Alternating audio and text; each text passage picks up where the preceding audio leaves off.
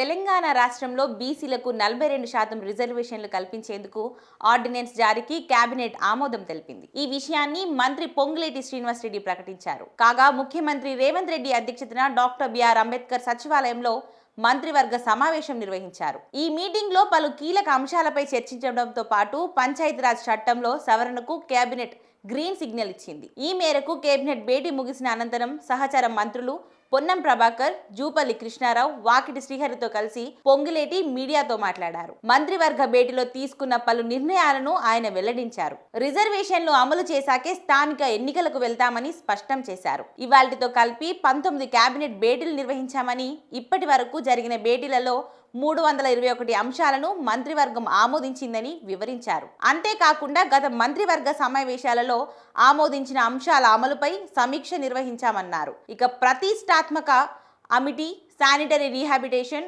విద్యా సంస్థలకు యూనివర్సిటీ హోదా ఇచ్చేందుకు ఆమోదం తెలిపామని మంత్రి తెలిపారు. ఈ వర్సిటీలలో రాష్ట్ర విద్యార్థులకు 50% సీట్లు కేటాయిస్తామన్నారు.